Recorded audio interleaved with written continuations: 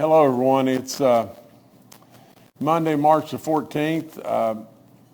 We've lost, and I'm sure this is just due to the weekend and surely a lot of the snow and all the stuff that we had. Maybe we didn't get this all updated as well as we should. And on the weekend, there's a bunch of lags. We always know that. But we have 10 additional deaths, and that's 10 too many. We know that too. But I'll ask again for your prayers and everything for all these folks. But the 6,550th death in West Virginia. And the reason that I go back to the 6,550th death is we have had a previous death that was reported in December of 2020. A 47-year-old from Kanawha County was determined not to have COVID, and that was basically associated with their death. And so we've taken that one out, and so our start point was 6,549. The 6,550th death is a 58-year-old female from Cabell County.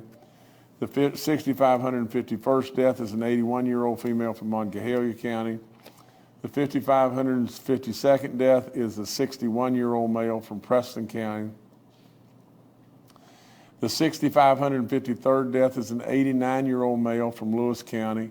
The 5,554th death is a 60-year-old male from Cabell County. The 6,555th death is a 78-year-old male from Cabell County. The 6,556th death is an 82-year-old female from Lewis County. The 6,557th death is an 87-year-old female from Lewis County. The 6,558th death is a 79-year-old male from Taylor County. The 6,559th death is a 90-year-old male from Monongalia County. 10 more great West Virginians we've lost. Please keep them in your prayers. Active cases were 1,432. Again, these continue to be the first days under 1,500 since July 23rd, and they've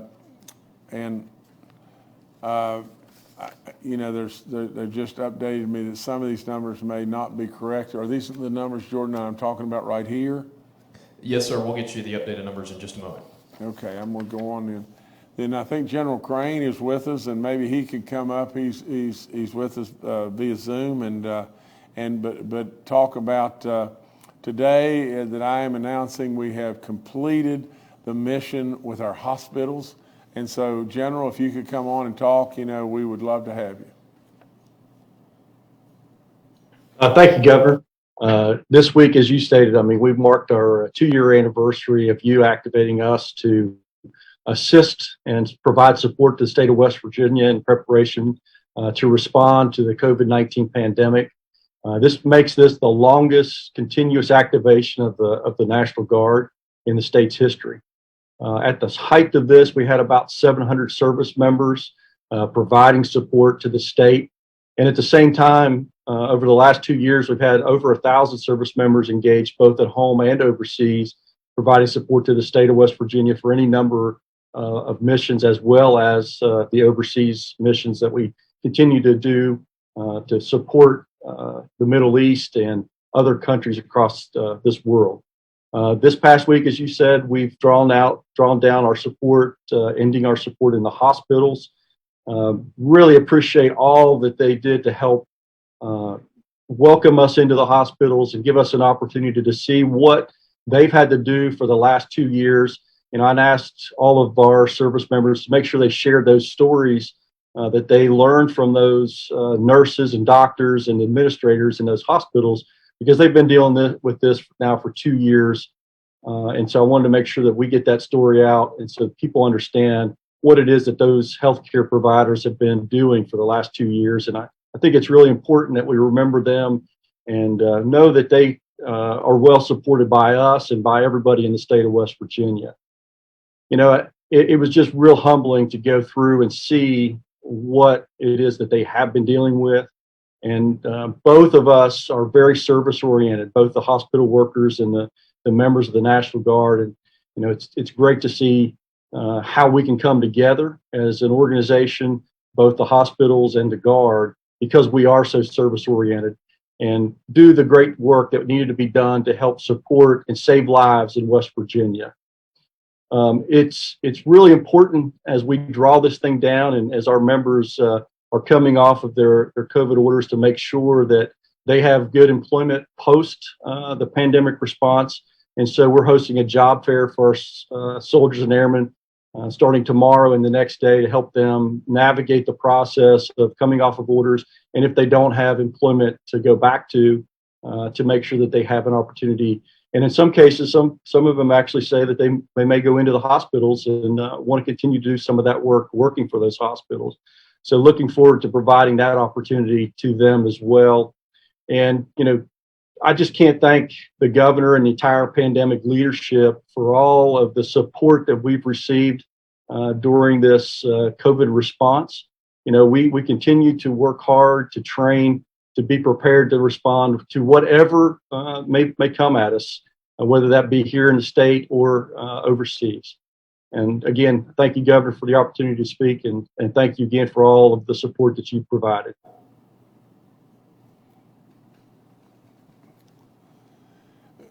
General, I don't know how in the world anybody from the Guard could absolutely thank any of us, but all I can do is just applaud all the incredible work that all of you have done. And boy, you talk about an honor to fly with somebody. It was a real honor flying with all y'all, because what an incredible job you did. And we just, we don't know when we'll have to call back, but I know you'll be there always, and I just, I can't say it any better. I love you with all my soul, and I express that for all West Virginians, all Americans. Your work is unbelievable. So God bless each and every one of you. Stay safe, and know that, I'll run right with you everywhere I possibly can. I won't run real fast, but and you may have to help me with the running a little bit, but I'll be right with you every day of my life, because I'll never forget the incredible work that you've done. So God bless you in every way. Thank you so much, sir. Thank you, Governor. We do have our numbers. I think, we had a little glitch there and everything, but we've got our numbers, and I'll go through these real quick. We've got 1,244 new active cases in West Virginia now, 664 new positive cases. Our daily positivity rate's 4.04. Our cumulative rate is at 8.33. Our recovered cases are 887,736. We have 272 people hospitalized in West Virginia, 74 in the ICU units and 14 on ventilators. We have one gold county, one yellow county, and all the rest green counties. So these numbers are surely terrific compared to where we've been. We want them to be zeros all across the board, but really and truly, this is a whole heck of a lot better than where we've been, and so we're very thankful about that. From the standpoint of in a little bit deeper dive into our numbers, we're still at 90.1% of the over 65 that have received one shot, and we still continue to make slow but positive progress and everything. And I want to remind everybody, especially that doesn't have your booster shot and everything, that got fully vaccinated, go get your booster shot. I mean, for crying out loud, it's the best insurance policy you could possibly take. And so really try to remember to do that, because that's really important. From the standpoint of all the stuff about our, COVID-19 vaccine info line, it's all up on the website. Free testing is always there and always available. And we thank all those in the federal government and all the people that made that possible.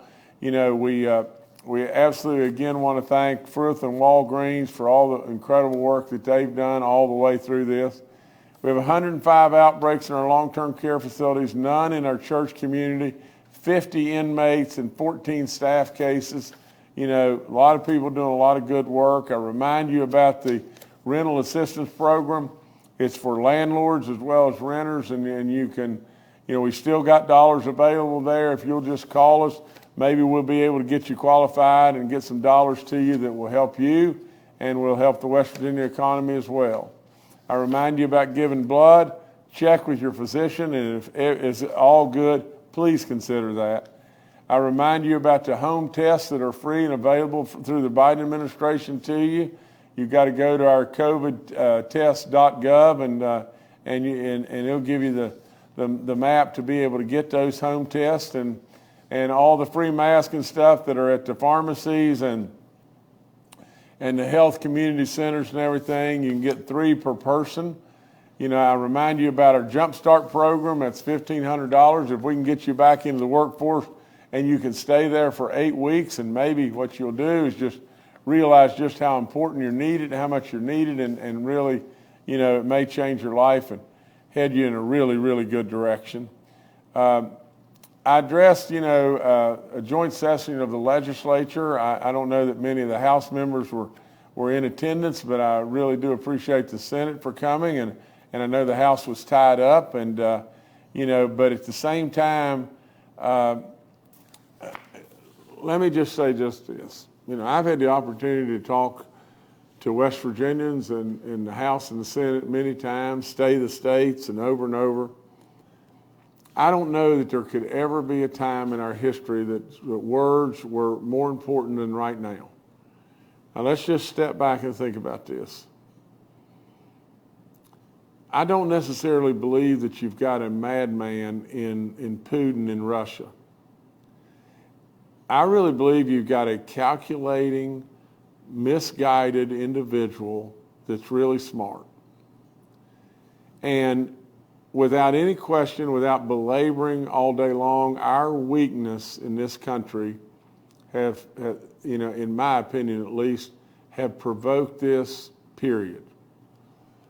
You see on the nightly news, you know, maternity wards bombed and children blown up, and residential neighborhoods that have nothing to do with the military being attacked, and you see the Ukraine people giving it everything that they have and courage beyond all imagination, just to be able to be free. It is really, if it doesn't pull at your heart, I don't know what's wrong with you. From my standpoint, there's lots of things here to think about. First of all, there's no possibility that God wants this. And absolutely, in my opinion, we should stand for God. We should stand right with Him. That's one thing. The other thing is, this could lead to something that would be tragic beyond belief for America. It could lead to World War III. It could lead to a nuclear blast somewhere, or maybe a lot of them. Absolutely, we know that. And if we didn't think that, then we would stop this right now. We're afraid. I don't think we should be afraid. We're Americans. We don't need to be afraid of anybody. For crying out loud, that's just all there is to it. We don't need to be afraid of the Chinese. We don't need to be afraid of if we enforced our borders, you know, on the southern border, or we stopped the unnecessary crime that's going on in the United States. We don't need to be afraid of Russia. Give me a break. We don't need to be afraid, because absolutely when you're afraid, bad things happen. That's all there is to it. It's always been that way. When you absolutely are level-headed and you move from a point of strength and you lead as the beacon of the world, as the United States of America should do, then absolutely I think goodness happens. Now with all this, this was a tremendously important moment for me, for West Virginia, because just think about just this. Our coal miners, our gas workers, our oil workers, they get up every morning and they get their dinner buckets and they go get dirty, don't they? Oftentimes, you know, they're doing stuff that is extremely risky. From the standpoint of just the other day, and I forgot this individual's first. I'm sorry, I believe his name was Stephen Hively. Stephen's from McDowell County. It's probably 10 days ago now, we lost Stephen in a coal mine accident. You know, if you just think about it, I don't know all the particulars, but it could very well be that Stephen was working in seam height of 30 inches, maybe 40 inches, all day, not being able to sit up or stand up all day. Now just think about it. Those very people, they powered this nation, period. And those very people, absolutely, like it or not like it, they saved us in our World War II and everything by giving us the coal that was mandatory for us to be able to make steel to absolutely preserve this country. And then over the last few years, and it's going on even today, in the Biden administration, those people got kicked right in the you-know-where, over and over and over. The Biden administration has been trying to extinguish them, extinguish their way of life. And now, all of a sudden, we're on the brink of World War III, maybe. And who do they call? They call Stephen. And they call all those that absolutely have saved us in the past. They call screaming, "Drill, baby, drill." They call Stephen. Now listen, and listen to me really loud and clear. Today, and with many situations that go on across this world in every way, when there's an action, there's an equal and opposite reaction. We know that from science. Absolutely, today, in many ways, West Virginia, they could call on West Virginia. And West Virginia very, very well may be the catalyst to stop a lot of the carnage, to reinforce in every way the fact that this country should be totally energy independent. Now, I absolutely stand rock solid for all the alternative energies, but I believe that it is absolutely frivolous to think that today we can do in this country or this world without fossil fuels. And if we believe that, we're going to have just what the hand is dealt to us right now. We're going to have chaos. We're going to have real problems. I do also believe this. I believe, and my belief, as strong as it may be or can be, for God, I believe with all in me that we'll have time, and He will give us time as we go forward, if there is such a thing. And I underline if there is such a thing as climate change. I believe that He will give us time, and the smart people will fix it. But today, energy is being used as a weapon. This country, hands down, needs to be totally energy independent. It is a crying, pitiful shame to see what has happened under the Biden administration and in trying to absolutely cripple us. We have become weak, have we not? Look what happened in Afghanistan. We were afraid of the Taliban. I mean, look what is happening right now in Russia. We are afraid of them. We're not leading the world. We're absolutely begging them to not be too mean to us, while at the same time we're sitting by watching evil happen right before our eyes. Children blown up, residential neighborhoods blown up, maternity wards blown up, absolutely on and on and on. And we sit there begging, please don't be mean to us. I don't think that'll work. West Virginia has a real opportunity to absolutely grow our gas jobs, to grow our oil jobs, to grow our mining jobs. Without any question, do you realize that West Virginia today, from the mining standpoint, from the gas and oil standpoint, is doing very well. We don't want to do very well on the backs of others, There's enough demand all across this globe today for our products that we can do very well, surely without any war in Ukraine.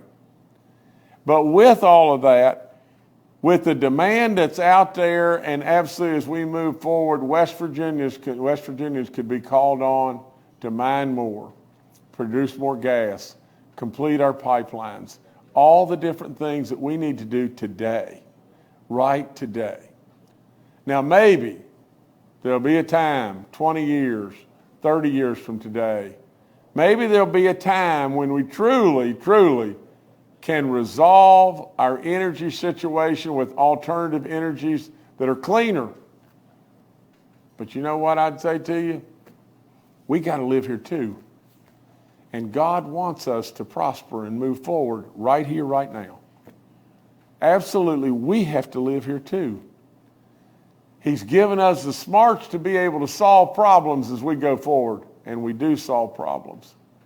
But with all of that, if you think we can do without fossil fuels today, you're living a dream. That's all there is to it. You're living an absolute dream. Now, maybe someday, we want to be all-encompassing. We want to welcome. We want to look at technology, whether it be nuclear or hydrogen or whatever, wind, whatever, solar, whatever. We want to be all-encompassing and welcoming to look. But today, we've got to stay warm, and we've got to stay cool in the summer, and we've got to have the lights on and all the technology that we need electricity for in every way. We've got to be able to rebuild bridges and things. We've got to have coal to make steel. Energy independence where we need to be. If we had this today, we would not have had what happened in Afghanistan. We would not have what is happening right now in Iran, and we would surely, to God above, not have what is happening right now in Russia. West Virginians are called upon again, aren't we? Save the world, West Virginia. Save the world. That's what my address was about, and truly, truly, we as West Virginians, we as legislators, we as the governor, we need to realize right this second, right this very second in our life, chasing a lot of these dreams is great. I call it parsley around the edges of the plate. The meat and potatoes are laying right there in front of us. The meat and potatoes are right in front of us, and that's oil, gas, and coal. And today, we need to get at eating the meat and potatoes.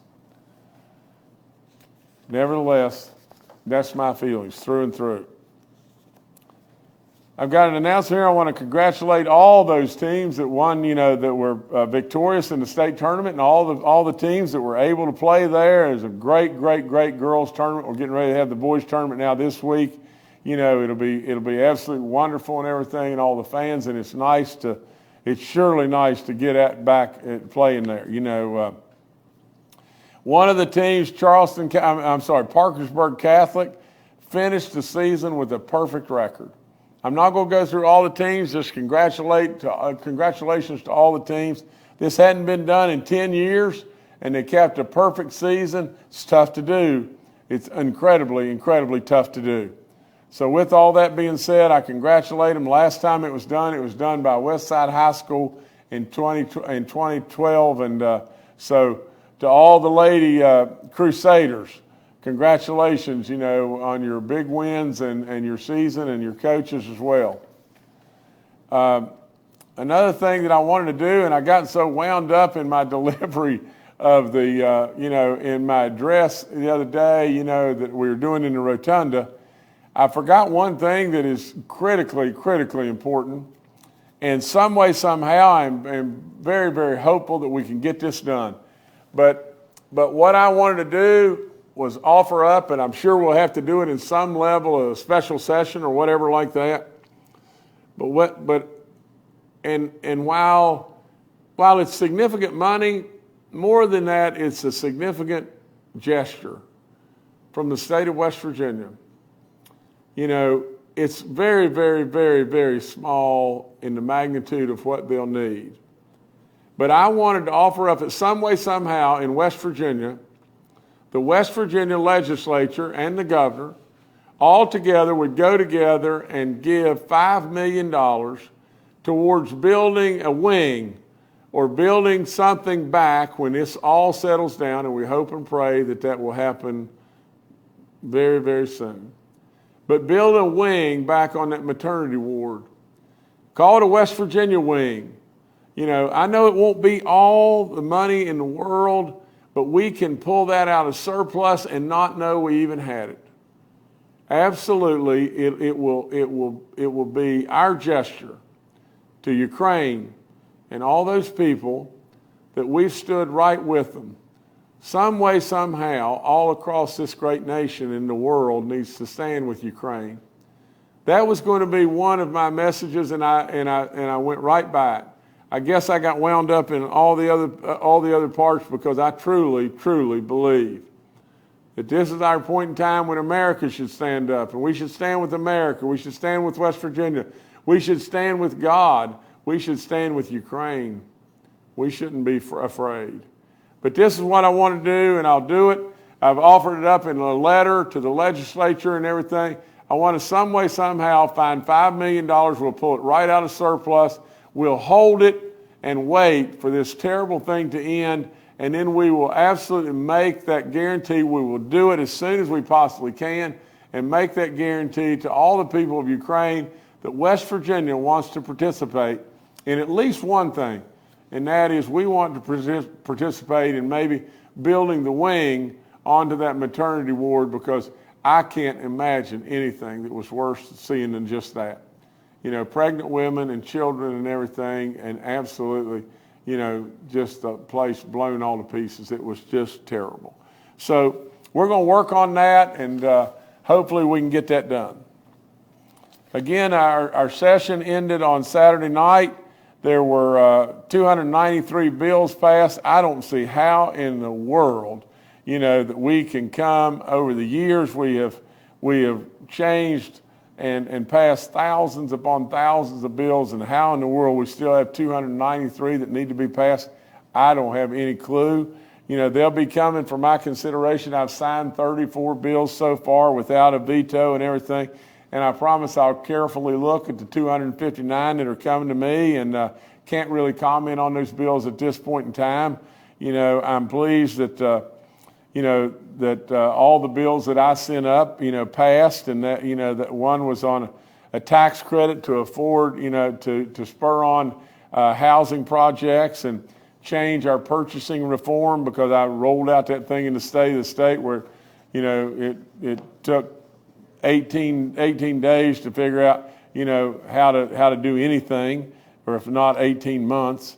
You know, another bill that I sent up enhanced the penalties that go towards anybody in any capacity that abuses, you know, our special needs students and everything.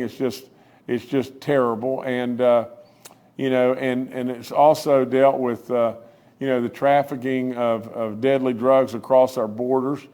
You know, we sent up a bill to just put the excess dollars over into economic development. Biggest amount ever, $600 million parked over there. And the first time in history that this much money has been appropriated for that level of purchase. And that will just bring more and more and more job opportunity to West Virginia in every way. And also, you know, that we did fund the veterans home in Beckley, the veterans nursing home that a lot of people have been talking about for a long time. We finally got that done. And so now, you know, now I go to work on reviewing the bills that have come to me, and I promise you we will give really fair consideration to all those bills. I want to thank all the legislatures for the hard work. I mean, like it or not like it, and, you know, some of it is just, you know, blustering and everything, and that part I don't like, and some of it is just getting on a soapbox so we can go back and try to get reelected, and I, you know, don't like that as well. But, you know, these people do a lot of good work, and let's give credit where credit's due. They come here away from their families for 60 days. The pay isn't very much at all. Really and truly, we should be very thankful for the fact that they absolutely come and they serve and they give West Virginia all they got. So nevertheless, I thank them for that, and we'll get to work on the bills as they come to me. I think that's all I've got. Let me double check here, No, that's it. That's all I got. Thank y'all. All right, thank you, Governor. Let's now go, Dr. Clay Marsh and Secretary Bill Crouch are also joining us today and are available for questions. Dr. Ayn Amjad and retired Major General Jim Hoyer had prior engagements today. We'll now go to questions from members of the media. The first today from Kenny Bass with WCHS and Fox 11. Hi, thanks for taking a moment. Governor, before I ask a question, I wanted to say thank you to your staff. Brought an item to their attention about a woman who had been waiting months for rental assistance from the Housing Development Fund program. And once they became aware of it, it was in a couple of days, and more than $8,000 went out the door that she was due. And it was an elderly lady who needed the money. And so I just wanted to say thank you for taking care of that on behalf of her. She reached out to me and I was able to get hold of you guys, and well done. The question I have is, it feels like we're winding down. It feels like we are getting into a point where these briefings, while valuable and still informative, will become something less and less structured, or even coming to an end. Do you feel like we're in that place as well? Thank you. Boy, I hope so, Kenny. Hope and pray so in every way. Not that I've minded coming in front of everyone, answering every question that came my way. I appreciate like crazy you making us aware of that lady, and I apologize for the fact, because I promised you I'd call her, did I not? And I haven't gotten that done, and I'll follow up and make sure that I get that done. But we did pass it on to all of our people here, and we took care of the situation. But we can't take care of stuff like that unless we know. And so by you making us aware, and I appreciate all the times that you've done that. There's times I know you got to be tough on me, and you have been. You haven't let anybody down on that. I'll promise you that. But nevertheless, I thank you. And from the standpoint of cutting back on the briefings, I do think it's that we could come together. Let's hope and pray that this moves on, and we'll come together, once a week or once every 2 weeks or something like that, and I can address the things that I see going on, and at the same time, the press can ask whatever they want to ask, and we won't do it in a gotcha way. I mean, at least this way, we're doing it more in more of an informative way, and so I do think there's a need that you hear from the governor, and you hear from him, just not every 3 months or 6 months. You hear from him on a regular basis, and so. But Kenny, boy, we've had I don't know how many briefings, but hundreds, and I've been here at every one, and it's. If for anybody on the planet wants this to be over, it's me.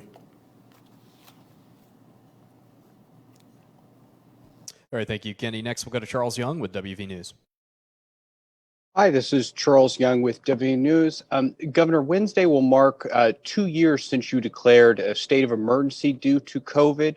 Do you have any plans on amending that anytime soon, or sending that order? Thank you. Charles, I think, let's don't get, the cart in front of the horse here too fast. I mean, again, nothing would please me more than to amend that, and I think we're on the verge of being able to do so. Let's just breathe just a little bit, and take a few laps where we're not running real hard, and then we'll move forward. All right, thank you, Charles. Next, we'll go to Mark Curtis with the Next Star Media. Governor, good afternoon. Good afternoon, staff members and fellow reporters. Governor, I do want to address some more questions about the legislative session. You mentioned 293 bills got done, but there are a lot of things that didn't get done. Income tax cuts passed in the House, but never got anywhere in the Senate. There's been no significant increase in opioid funding. And probably the largest, most prominent bill that failed was the foster care bill. And so I'm wondering what your reaction to those items is, and whether you might might call a special session to try to deal with the foster care issue and especially the pay with the CPS workers? Well, Mark, from the standpoint of the foster care, the pay for those and the long-term issues that are there, I've said this over and over. There's no point in just belaboring. We've made a real commitment, to put real dollars in finding money, for different types of projects in regard to our foster care community.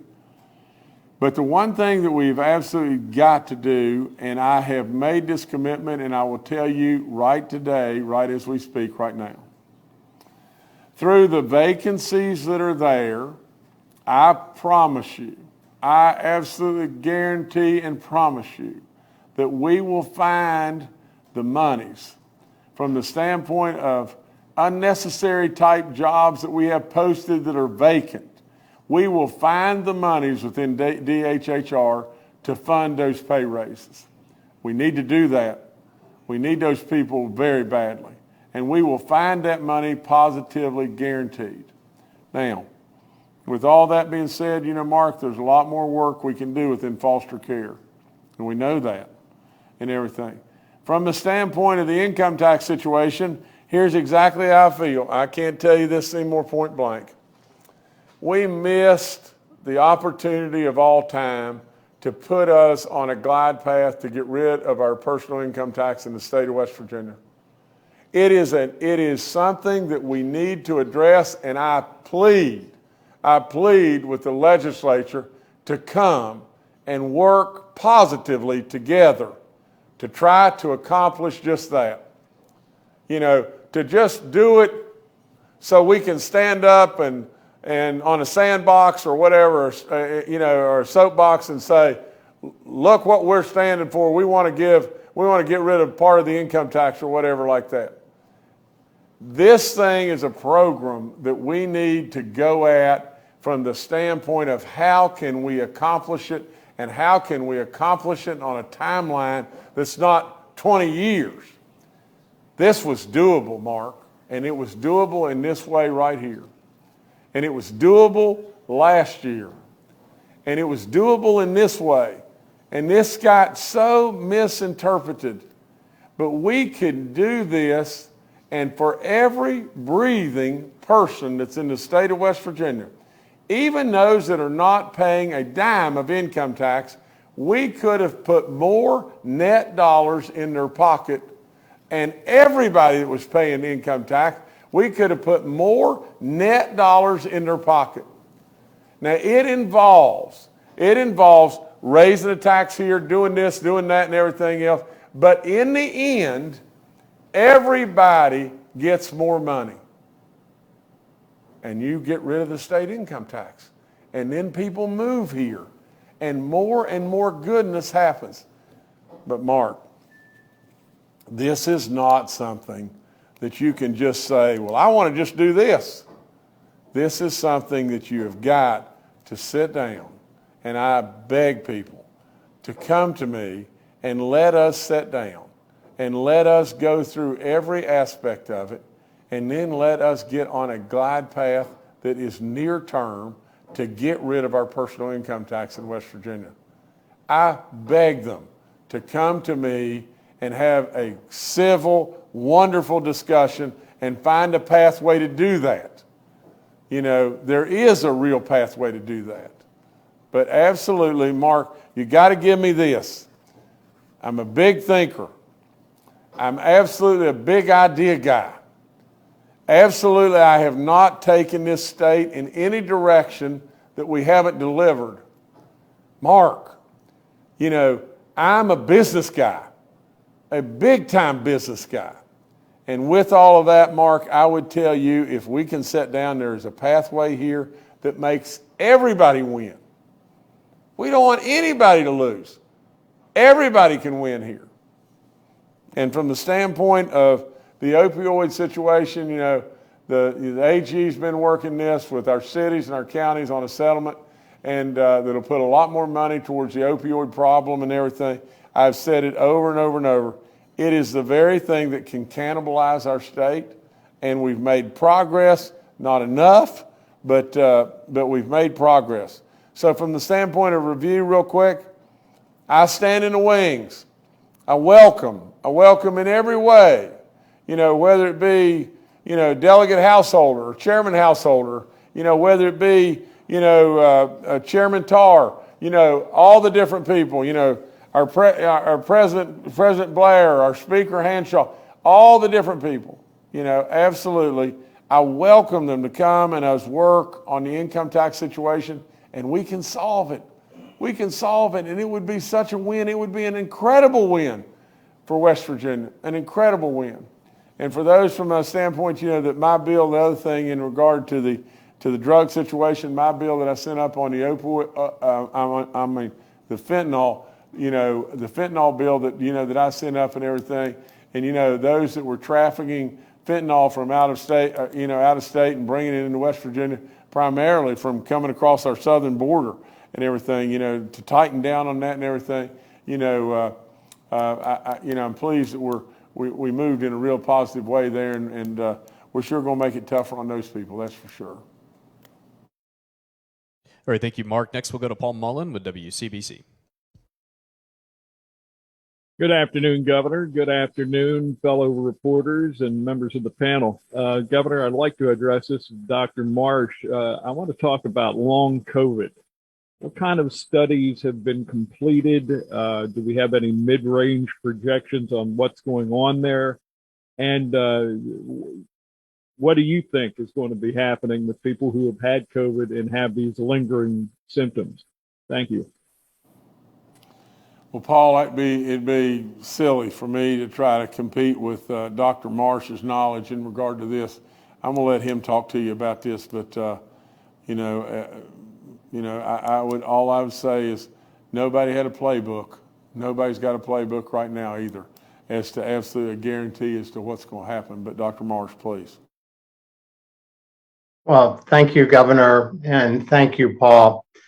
We know that long COVID, or now it's called differently, post-acute sequelae of COVID-19, but is an evolving set of illnesses that in some studies are 30% or so of people that have gotten COVID-19, tends to be more likely in people who have had symptomatic disease and hospitalized or ICU admitted. We know that vaccination reduces the risk in some studies by about half of developing the long COVID syndrome. And we know today that women may be a bit more likely than men. People that have had immune problems, say lupus or rheumatoid arthritis or other immune disorders, may be more predisposed to having long COVID. It's felt that long COVID is likely an inflammatory process that our bodies are affected because of the infection with COVID-19, either revving our body's immune system up, and the immune system in the people with long COVID does not return to baseline, or because maybe there are little bits of virus that aren't infectious anymore, but are stuck in maybe small clots in the blood vessels, because we know that COVID can affect the blood vessels. The most common symptoms of long COVID tend to be on the respiratory side, people short of breath, but we know that heart problems are quite an issue. There is a 73% increased risk in a year from being defined with COVID-19 to have heart problems, including heart failure, heart attacks, strokes. We also know that brain problems, brain fog, people can't think as well. They are hazy. And we know that in a study from the United Kingdom Biobank, that in people that have had COVID, who have had imaging studies of their brain sizes are a bit smaller. And whether that's related to COVID or not is not 100% clear, but that is concerning indeed. We also know that a few people can be quite disabled by a chronic fatigue syndrome where they just can't muster the energy even to get up. So in summary, Paul, from your question, we are just seeing the tip of the iceberg from the issues with long COVID.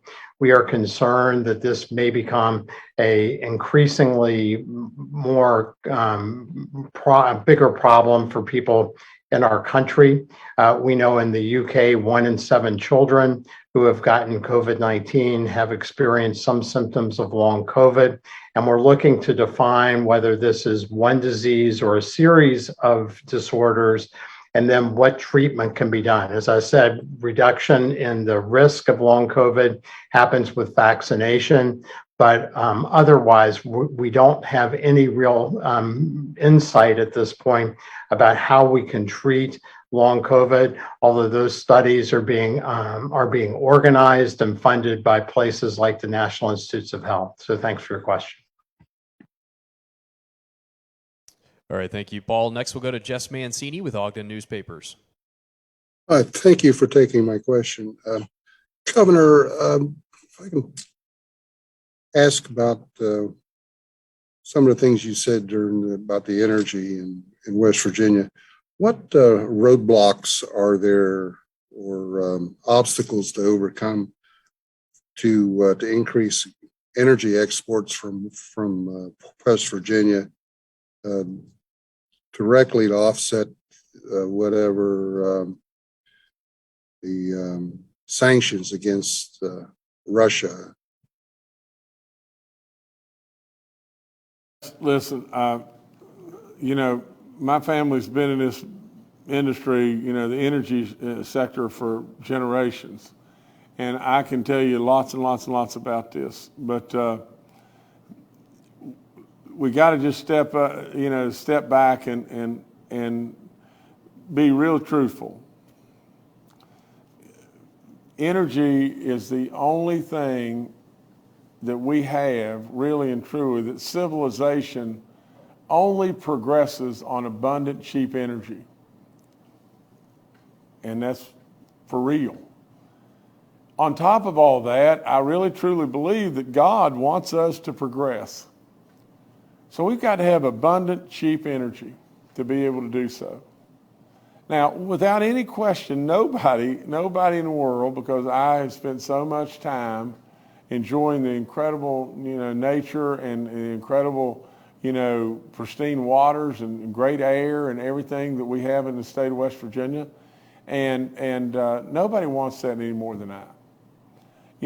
All I'm saying is today we have no ability to do without fossil fuels, and people that believe that, I think, are nuts. That's all there is to it. You got a bunch of people that don't have one clue in the world what they're talking about, and they run through the neighborhoods screaming, get rid of this, get rid of that, and everything. It sounds great. All the green stuff, it sounds just great.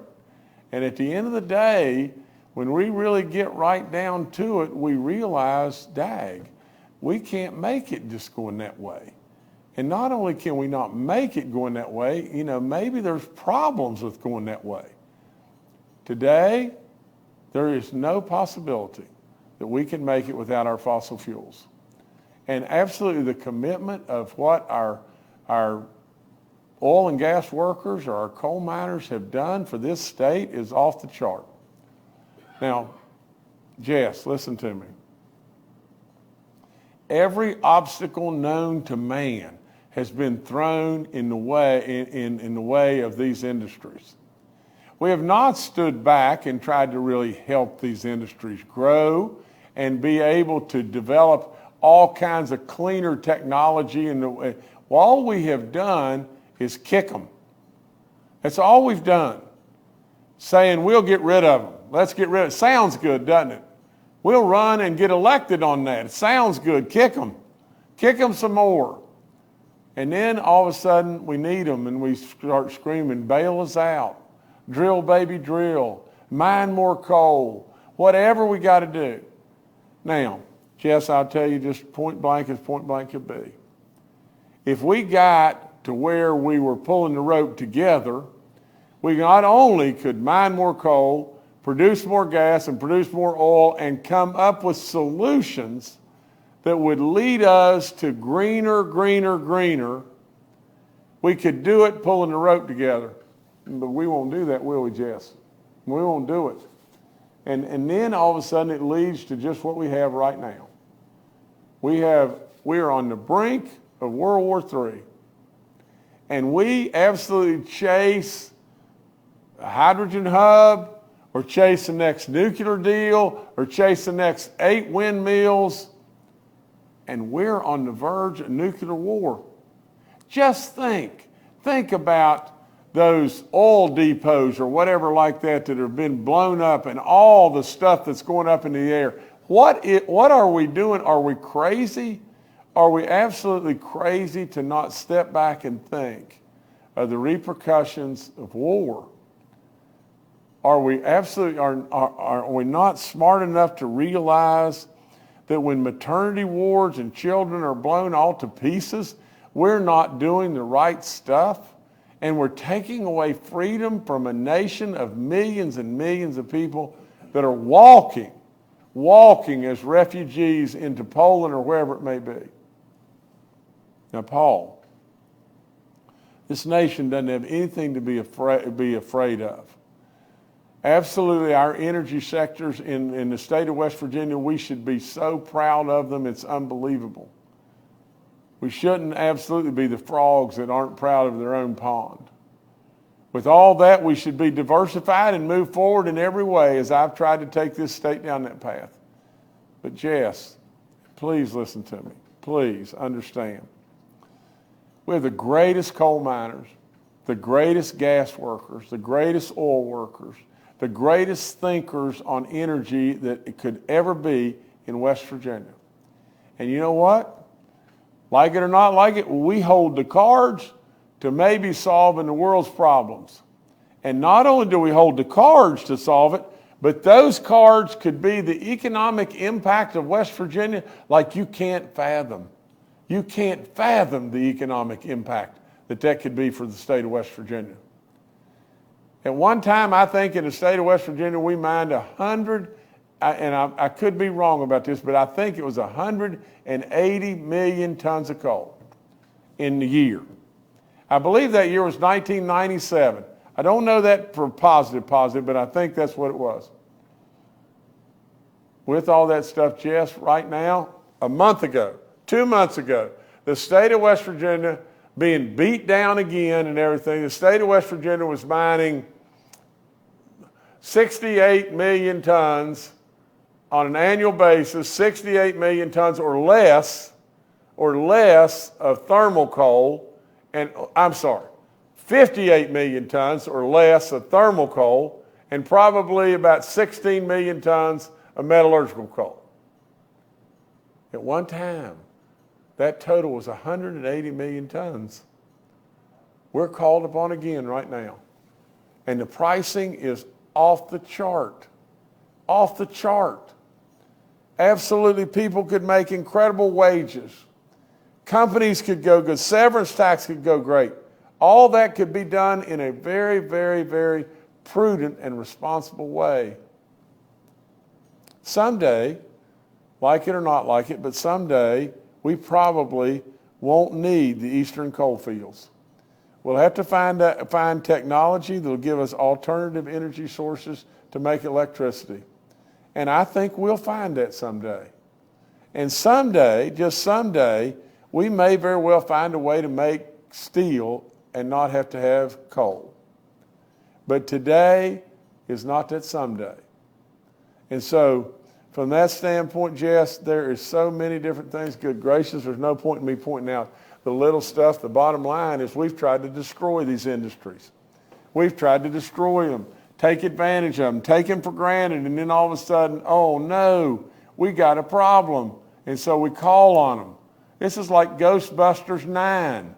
You know, who do you call and everything? Well, I can tell you that this is an economic opportunity beyond belief for West Virginia, and it is an absolute opportunity for West Virginia to step forward and again, help protect this nation and save the world.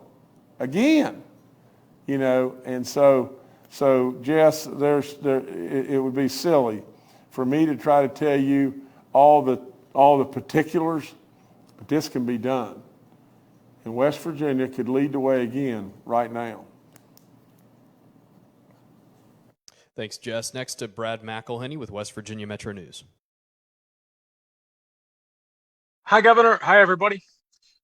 Governor and Secretary Crouch, too, the legislature passed a bill that would divide the biggest agency in your administration, the Department of Health and Human Resources, into two, the Department of Health and the Department of Human Resources. Just wonder your impression of that. Is that workable? Thank you. Well, I'm going to let Secretary Crouch talk in just a second, but Brad, all I would say to you is just this, for a long, long, long time, decades and decades, we recognize that we have more and more challenges in DHHR. You know this, and again, to be really, really fair, I have committed more dollars that way than any other governor, period. And we've tried to help more and more. In regard to this idea, all I would say is it probably needs a little more thorough thought and everything, but it is absolutely not a bad idea. And I don't know exactly whether or not that, splitting it makes it more complicated or does it make it better?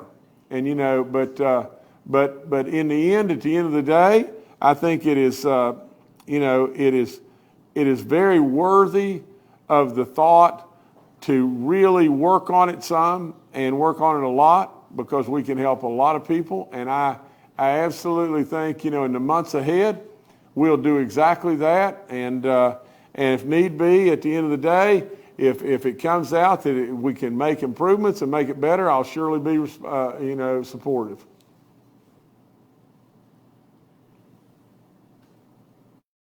All right, well, thank you, Brad. Governor, I'll turn it back to you to close out.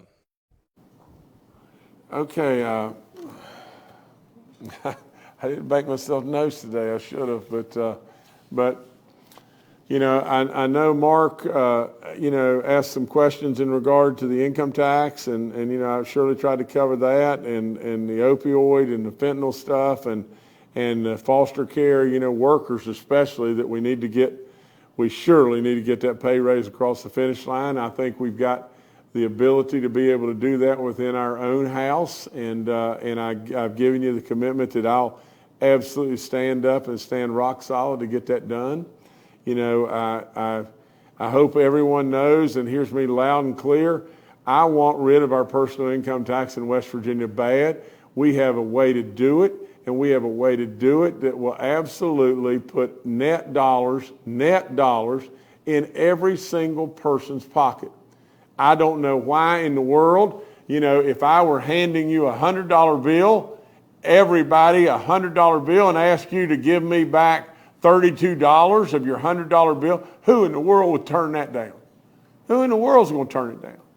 But absolutely, that's what we need. How we craft it and we put it together, that's the net of how it ought to be put together. Everybody in the state of West Virginia walks away with more dollars in their pocket. Everybody. In every circumstance, everybody walks away with more dollars. And we stimulate more and more growth. We stimulate more and more people coming to West Virginia. But somebody's got to come and talk to me. I mean, I beg them to come and talk to me. And absolutely, but just to say, well, I don't have anybody interested in doing this or that and everything else. We need people to lead too, do we not? Do we not make people presidents and speakers and chairmen and everything to lead? And so we got to lead. We got to educate, and we got to educate our public. We got to educate ourselves. There is a way. Now, with all that being said, from the standpoint of Brad's question, about splitting up DHHR and everything else, may be the thing to do. I stand open. I stand completely open. I stand a little defensive about this. All those people that are working in DHHR the last couple of years have been tough stuff, and they've done a lot of good work. And we really and truly need to give them a little bit of a pass, because they've done all this incredible work and everything, and they really probably don't deserve, the rocks thrown their way right now. But we're going to look at this. Now we got some time. And to try to, jam a round peg into a square hole and everything, now we got some time. And, there's no question that there's problems. There's problems that need addressed, and I'll give you my word wholeheartedly, I'll commit to do exactly just that. Trying to make it better. Trying to make it better all across the board. So with all that, again, I ask for your prayers for all these 6,559 people that we've lost. And I ask for your prayers for all those in Ukraine. And I ask for your courage to where you're not going to be afraid. You, Americans, West Virginians, are not going to be afraid. Because absolutely, at the end of the day, one thing we can absolutely be assured of, God's on our side. And if God's on our side, we don't have to be afraid. We don't have to be afraid of anything, anybody. So with all that being said, I would surely like us to quit chasing maybe the dreams that we all need to chase from time to time. But today, we need to dial right into three things as far as energy in my book, and that's coal and oil and gas. Because at the end of the day, we want to continue to chase those dreams, but if we don't watch out, a lot of folks, and it could very well be us too, aren't going to have the opportunity to have the dreams. Absolutely, if you believe that absolutely Putin and the Russians are going to just blow Ukraine all to pieces and then just stop, why would you believe such a thing? Why in the world would they want a country that they're going to have to spend hundreds and hundreds and hundreds of billions of dollars repairing and just stop? If you believe they're not going to stop, then we best better quit being afraid. And we best better stand up. And those MiG aircraft and everything else need to be there. We best better stand up and say, no, Putin, you're not going to scare us anymore. You're not going to scare us anymore. We're not going to run around with our tail between our legs and run to Iran and call Saudi Arabia up on the phone, and they won't even answer the phone for us. Why is that? Because we're weak. We're weak, and we're America. For crying out loud, if you believe the man's going to stop, then you don't need to listen to me. But if you believe that there's a chance, one chance in 100 or 1,000 or whatever, that he's going to keep going, we're going to end up right in the same spot by being strong as I think we should be in today. I think we should be strong today and not give him another foothold and controlling Ukraine today. Because if you believe he's going to go forward, we've got to be strong then. So why not be strong today? Nevertheless, I thank the legislature again for all their hard work. They spent 60 days, a lot of those days, away from their families. And we should commend them in every way. Let's keep moving north. That's what we need to do in West Virginia. Keep doing the good stuff and everything. And so nevertheless, that's all I got.